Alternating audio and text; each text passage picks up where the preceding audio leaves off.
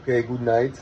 It's a difficult, it's always difficult because the stupidity and the cruelty of all the people around me and the repetitiveness and anyway, I'll try to just, continue. But I need to be rescued from this Nazi prison. So I'm cleaning the hookah and I'm preparing the new heads. And when I'll speak a little bit about the experiment and how we continue. First, just watch what we have here.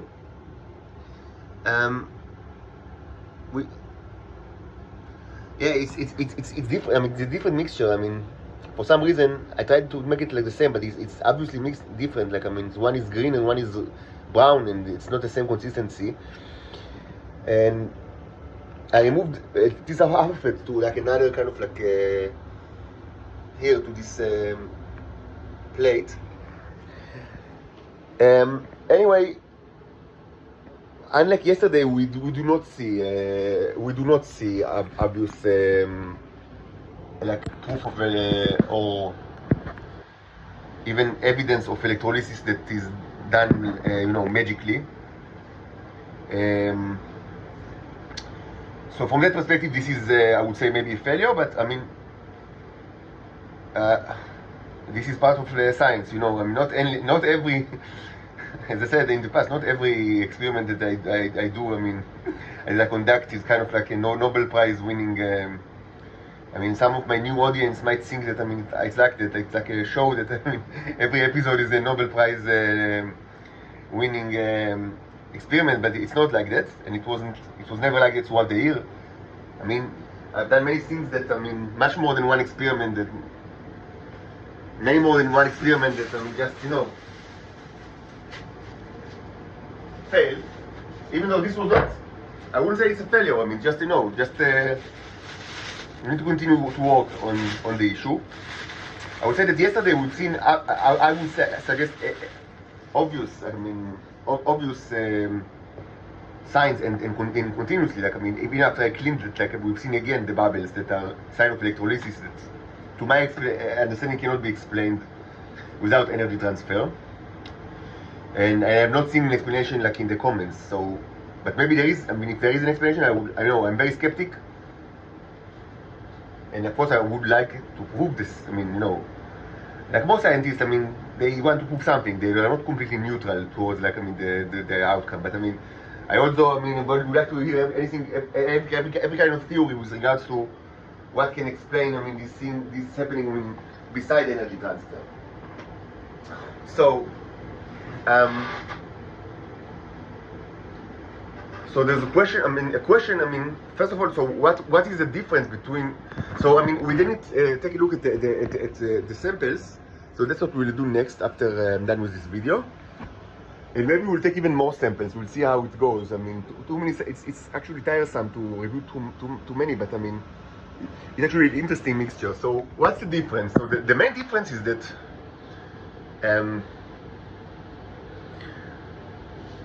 obviously, this mixture was connected to electrolysis for a long time, like several hours before in one container. And the idea was to create mirrors and then to transfer it to the other container in order to, first of all, to have more mirrors that were created in the quick pass, and also hopefully ones that are relatives, under the assumptions that relative can transfer energy between each other easily. Because we've taken it the mixture, the basic mixture from the metal container, which is huge relatively. So I thought maybe there aren't many relatives, and this perhaps hinders the efficacy of the electrolysis. But the problem, what happened actually, is that what was created is a very, very thick mixture, with some of the life forms. Obviously, synthetic life form were created. You could see it by the naked eye, and we will soon watch it under the microscope and maybe take even more samples. I would just say that I diluted it several times with my pee, but it's still very, very, very thick, and there is almost no water in it. and my pee is not exactly water, even though it contains some water, but it's not water. And even that pee was kind of diluted by further electrolysis. So it's very thick. It's like a soup, like a thick soup.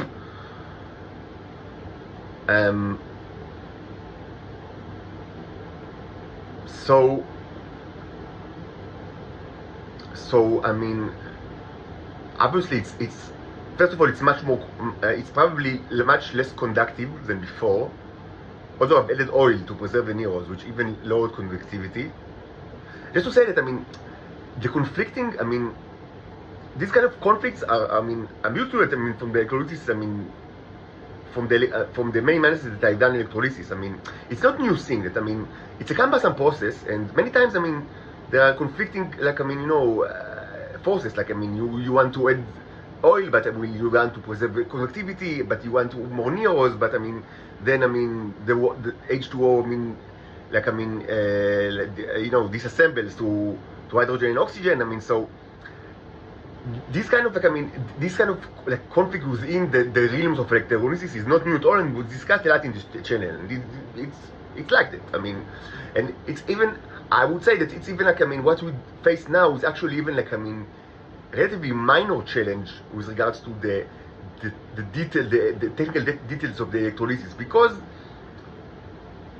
what we want actually is not even the bubbles. Like, we don't really want electrolysis like electrolysis.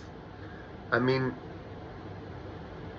presumably, I mean, because again, the bubbles or the foam are the byproduct. And yes, I mean, in given, like, I mean, a specific mixture, yes, if you see the more bubbles you see, it means that, I mean, there is more electrolysis, which means that, I mean, more current. But in itself, like, I mean, if you just watch the container as it is, connected to electrolysis, even if you don't see almost no bubbles at all, it doesn't mean that there is no work produced. It might be that, I mean, actually the neurons are working in the best, like, efficacy. Because again, they are superconductors. I mean, the best way for them to operate is without any heat generation. And also, they don't specifically, I mean, they might sometimes do, but I mean, in general, they don't need the hydrogen and the oxygen. I mean, sometimes they do.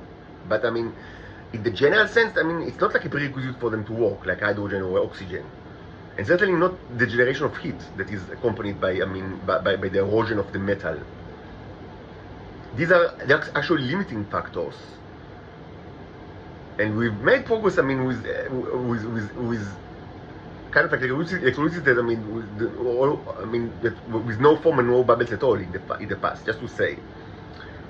So this is actually, I mean, the easiest way, kind of like, I mean, again, to prove what we want to prove is to connect the circuit to another component, but I don't have such a component, because even, I went, like, you know, to just a store, like, in the street, and the smallest light bulb that he had is like 3.8 volts, and the other, like, I have another one which is 5 volts, and another one which is 12 or 15. And also, I don't have, like, a house. It's like, I mean, the house for the, like, you know, so it's a cumbersome process to actually even connect it, like, to the wires. What I really need, and just I didn't have it, like, in the store, is a light bulb that is easily connected to a circuit. This is circuit, and which is uses far less than 3.8 volts, which is quite a bit. I mean, because it's incendiary bulbs. Even when they are tiny, they are, I mean, they are like power horses, like, with regard to consumption, really, I mean, relative to LEDs, for example. I'm certain that, I mean, you can find LED that is tremendously, like, you know, smaller in, like, voltage, because 3.8 it's still it's quite a bit. Like, I mean, again, we discuss potential differences, I mean, between two sides of a portal. I mean, I don't have any way to you know, to even start to kind of, like, you know, to quantify it. But I mean, just by the look, again, I told you yesterday that, I mean, that the electrolysis that we've seen in the mixture yesterday, that happened, I mean, you know, in the portal, kind of like in the magic configuration. I would assume that it's equivalent to what you could see, like, in this, with the same mixture in one container, using a transformer of no more than half volt, and what we use is something like 30 or 40 or something like that volts, which means, I mean, we just, I mean, just a very, a component that is, hopefully light bulb, but I mean, even it's not necessarily to be light bulb. I mean, any kind of component that is electrical DC component that is that requires, I mean, very low voltage. I mean, just to show something would be enough. So it's not. So actually, I mean, the requirements from this kind of experiment are not that difficult. I mean, with relation to the conflict of you know, of heat versus, like, I mean, superconductivity versus, I mean, oil content versus water content. Like, actually, we've had much, like, issues like that one, but much more severe in the past. But still, I mean, what we have, because I don't have such a component, I rely on actual bubbles, and bubbles are not created, and it's obviously very thick mixture. It's very, very thick, and the only way to explain why it became so thick is, first of all, the water just evaporated. So we are left with all sorts of gooey stuff. And also, I mean, visible life form exists in the mixture. And I would guess that in the microscopic level there are many more, but we'll actually take a look on that very soon. So we'll know, I mean, in a couple of minutes. And if we're not satisfied with what we see in the samples, we can take more samples. And again, just to say, I mean, I just say it, I mean, because I myself, I've been, like at the very beginning, I wasn't sure about it, like, I mean, but I mean, it's very, very clear. I thought maybe the life forms that the Nero create are like of their own kind, like of their own nature. I thought about maybe it's gonna be great, like, I mean, because, I mean, then perhaps because their own nature is amazing, like, you know, superconductors, and they do amazing stuff. But very quickly, I mean, it was demonstrated that it's actually not the case at all. That, I mean, yes, they create life forms that are not carbon-based, and not like the things that you know from Earth, but they are not of their own type or their own kind. It's something completely different. The Neros are the phenomenon of life, and I speak about that in this channel, is huge, and it contains much more than whatever you know from Earth. Earth is just a tiny thing, like, in the huge phenomenon of life, and life can be made of tremendous amount of materials in tremendous amount of environments. And this was demonstrated in this channel, and we have trillions proof in this room, in the containers in this room. But it's not of the Nero kind. Specifically, the Neros they have tremendous heat resistance and tremendous electricity resistance. I mean, they are superconductors, so I mean, what I mean that, I mean, you cannot use electrolysis, for example, to evaporate Neros, to kill them. But you can do it, I mean, to all life forms. I mean, if it's strong enough and efficient enough, it was demonstrated that it kills all the synthetic life forms that we created. Like, I mean, even though those that are very, very sturdy, much more than like carbon-based, like microbes. It's actually a way to pure. I mean, actually, maybe you, I mean, the audience will find it interesting because you always want to eat it. I mean, so, and you don't, like, unlike me, that I kind of, like, I mean, sometimes actually enjoy that the mixture is the Nero mixture is flavored with, you know, I would say local, you know, local spices and herbs, like, you know, the demonic train bacteria. And I don't know, although maybe, you know, I enjoy, like, I mean, personally, like half a spoon of uranium in the sandwich. I mean, I kind of, I mean, it makes it like a more, you know, it gives it a kick. And so, but this is personal, you know, flavor. I mean, most humans certainly, and even Titans, as I understand, I mean, they prefer vanilla. I mean, yeah, I know that you mostly do not prefer vanilla. I mean, you know, in the sandwich, like, I mean, only the Neros. You don't like the additions. So from this perspective, yes, I mean, actually, it was proven in this channel that, I mean, electrolysis might be a good way to, if you have like a mixture that contains like watery mixture, not like bugs that was also discussed. But I mean, if you have like a mixture that contains both Neros and life forms, which is very common in this channel, and we will take a look at something like that just in a minute. If you want to kind of like, I mean, to kill the life forms, even though I would again suggest that you actually might reduce the nutritional value of the meal, but anyway, this is debatable.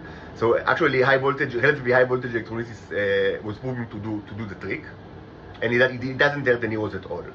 Just to say, it's a different thing. I mean, life is life, and it's a huge phenomenon. It contains many things, not just what you know from Earth. And the neurons are neurons, it's something else.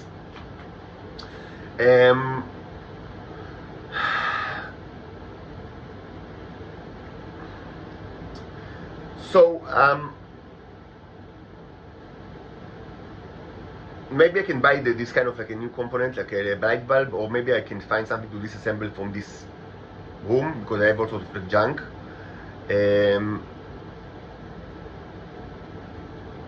But in any case, I mean, what I gather from this experiment is that it's probably best to use for such experiments. I mean, the deal with kind of like, you know, the magical energy transfer. It's probably best to just, I mean, use stuff directly from the metal container, and maybe just dilute it a little bit with just water from the tap, and just use it, and not connect it to electrolysis. Certainly not for hours like I've done now, because this heavy mixture, I mean, maybe it contains more neurons, even though I'm not certain about it, because it seems that they were more focused on creation of life forms. But this can be tweaked, I mean, with the symbolic language, something that I didn't pay attention to too much in this experiment, because it's kind of like, I mean, it's not the focus. Like, I just want, you know, flow. I don't even care what they do, you know. I don't even care, I mean, but I should have, like, I mean, I should have, like, thought about it more, like, I mean, what I actually want them to do, even though it's like a byproduct of the experiment, because I only want that, you know, I only want them to close the circuit. I don't really mind what they do with the electrical energy, but they do something with that. And I should have thought about it, because, I mean,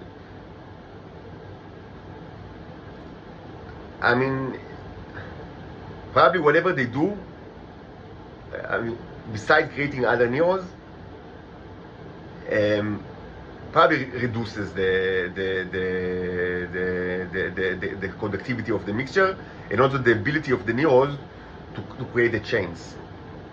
Because again, these life forms that we will watch in a second, they are not superconductors, and they cannot connect to create like chains of conductivity. So it's better just probably to use them, you know, stuff just directly from the container, like from the ecosystem container, and maybe dilute it with water. And maybe we will do it again, even tonight, to just replicate the results from yesterday. And what I would do now is use smaller amount, even smaller than yesterday. So it will even, so I mean, to reduce resistance. I should say that, I mean, this from a lesson from these experiments, I mean, what we, like the, I would say, quote unquote, failed experiment now and the one before, but this is also something that is shown in this channel since, I mean, just from the beginning. You don't need, in order for the neurons to create these chains of conductivity and to use electrolysis in a very beneficial way, you don't need an enriched mixture. Again, it was shown in this channel during March, April, and certainly in March. I mean, I've created worms in not microscopic scale, like actual worms in glasses, using electrolysis in a very replicable and dependable way. I mean, it was like my first expertise in regards to life forms was the creation of these worms using electrolysis. It was done in my mother's apartment, and at the time I didn't use the enriched mixture, even though I started to mingle with it. Actually, I mean, I already started to, I mean, with the project of how to like enlarge the neurons and multiply them outside of my body. And the result of this is what I call the enriched mixture, the mixture that, but I didn't have any, you know, tangible success, and so I just used, pardon my French, ejaculations, I mean, for these experiments. And it was enough to create worms like in a glass with electrolysis in a course of like between 90 and 180 minutes. So you don't need a tremendous amount of neurons in a glass that is not too big, a regular glass, in order for the neurons to create these chains of conductivity and to produce valuable work. I mean, and if like I mean, mostly now that's what I use in the last couple of months. It's like I don't use just my sim, and I always use, for almost all experiments I use things from like the ecosystem container, because it consists tremendously more neurons and much bigger ones. So I want to take advantage of the enriched like mixture, but if like in this case, I mean, the enriched mixtures, I mean, are too heavy and contain life forms and all sorts of stuff that are reduced conductivity, and so we might want to use just, I mean, simpler mixtures, just, I mean, again, to see the bubbles and to prove that, I mean, in a more demonstrable way that an energy transfer actually exists before our eyes. So that's the plan, and soon we'll start microscopic examination.